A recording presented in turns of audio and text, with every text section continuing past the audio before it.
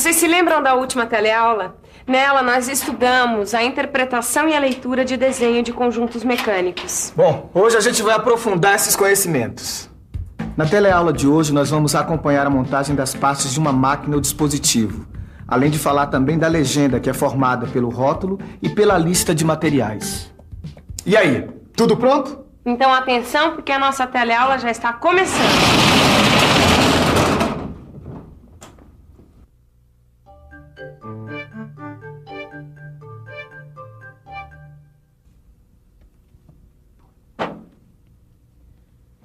Hoje a gente vai ver o desenho de conjunto.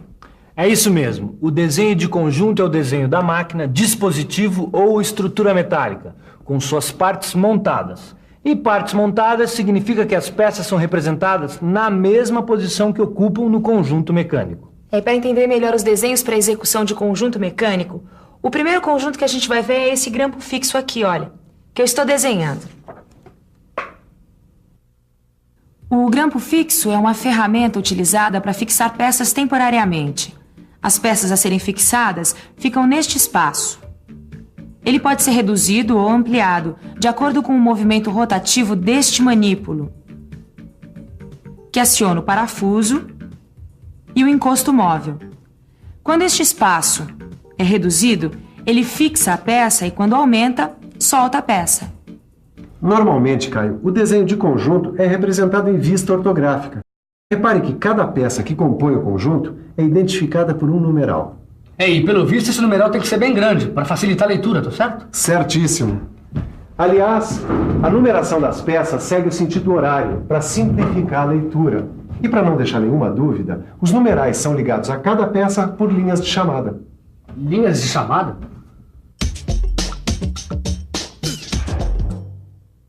As linhas de chamada são representadas com linha contínua estreita. Sua extremidade termina com um ponto, quando toca a superfície do objeto. Quando toca a aresta ou o contorno do objeto, termina com seta.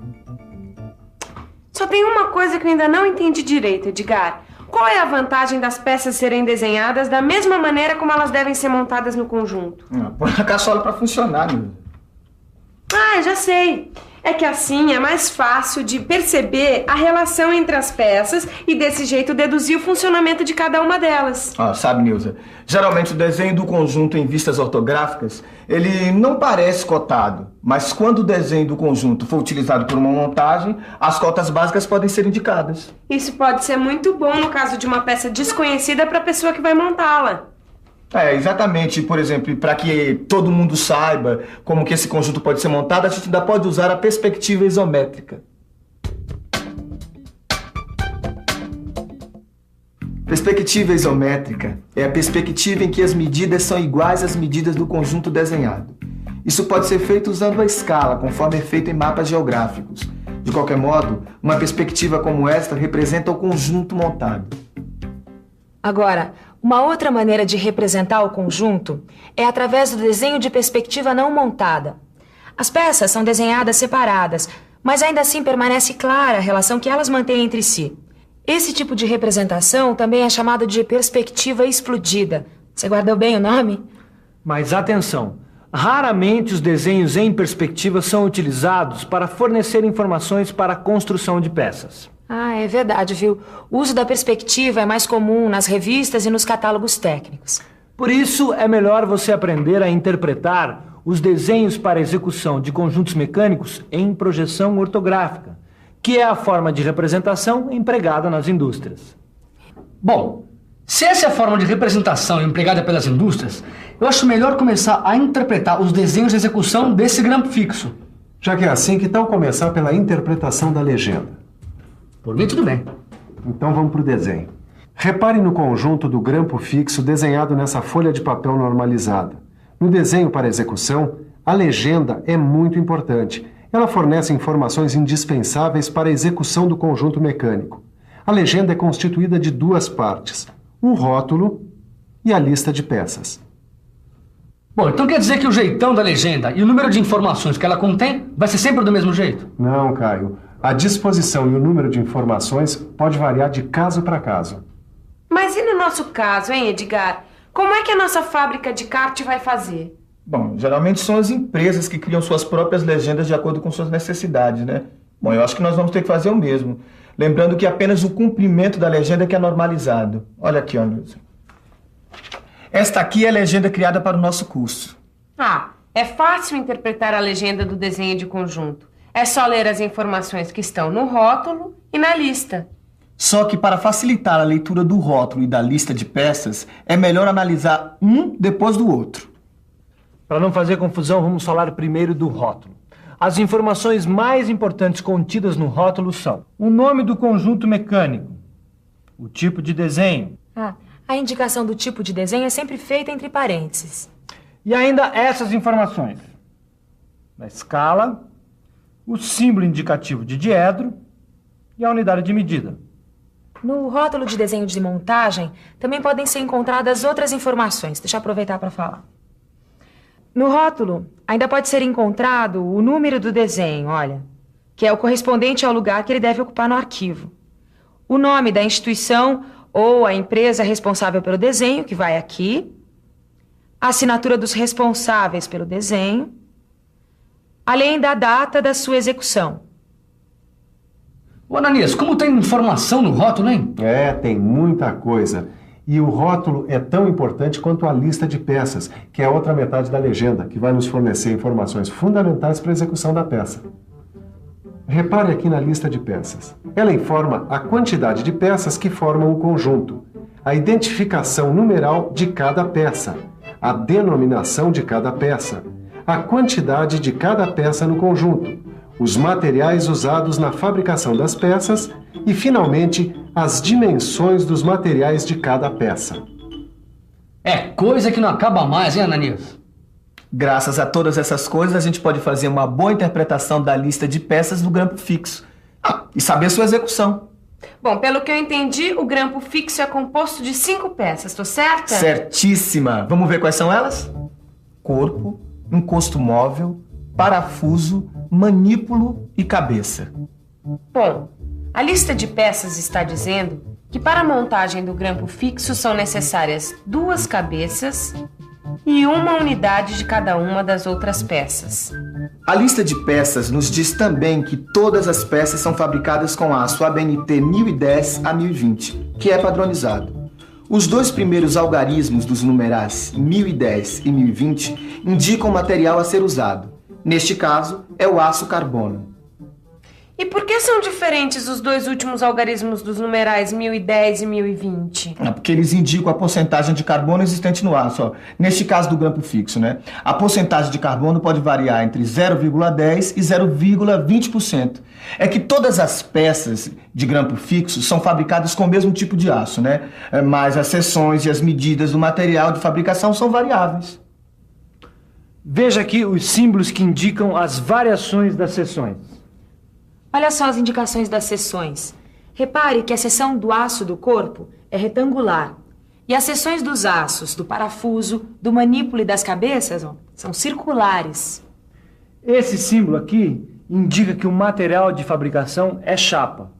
E ele, acompanhado de um numeral, indica a bitola da chapa. Mas será que você sabe o que é bitola? Bitola é um número padronizado que corresponde a uma determinada espessura de chapa. Portanto, este símbolo na frente do número 16 significa uma chapa de bitola 16. Existe uma correspondência entre as bitolas e as espessuras de chapa que pode ser encontrada nas tabelas de chapas. Ó, esse encosto móvel aqui é um exemplo. Ele é fabricado em aço 1010, 1020 e bitola 16. Aliás, você sabia que a espessura da chapa bitola 16 corresponde a 1,52 milímetros? Vamos aproveitar e ler as medidas do aço utilizado na fabricação do grampo fixo. É importante que você saiba que na legenda as medidas dos materiais aparecem na seguinte ordem: largura, altura e comprimento, ou diâmetro e comprimento. Repare que as medidas do aço para a fabricação do corpo são 19,5 milímetros de largura, 63,5 milímetros de altura e 66 milímetros de comprimento. No caso do encosto móvel, além da indicação da bitola 16, aparece a indicação do diâmetro que deve ter a chapa usada para a fabricação da peça. E o diâmetro do material é de 25 milímetros. Olha, Edgar, só agora eu tô vendo como a interpretação da legenda do desenho de conjunto é importante para a interpretação do desenho técnico. Importante? É fundamental. Vai ser fundamental para a gente construir o nosso kart.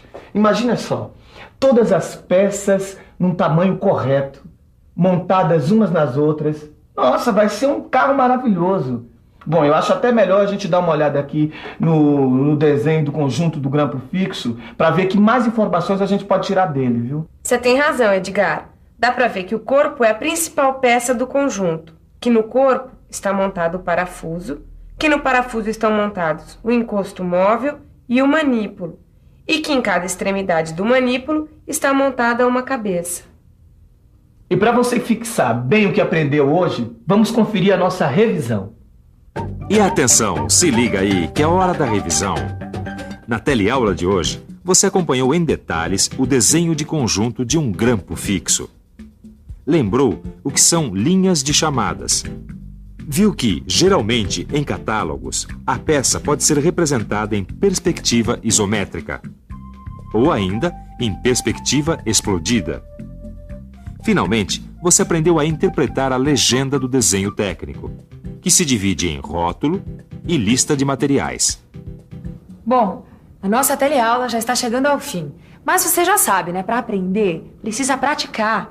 Então vamos aos exercícios do nosso livro de estudos.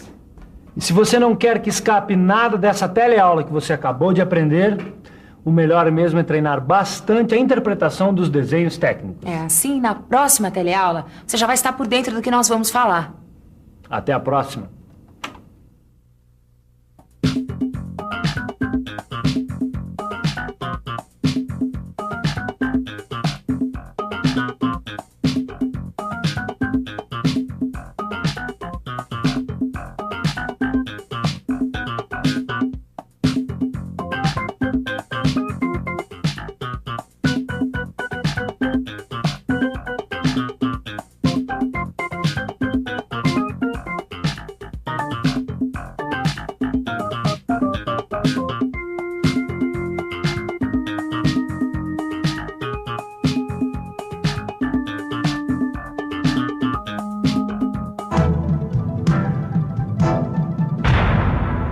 Telecurso 2000, um programa de educação do Sistema Fiesp e da Fundação Roberto Marinho.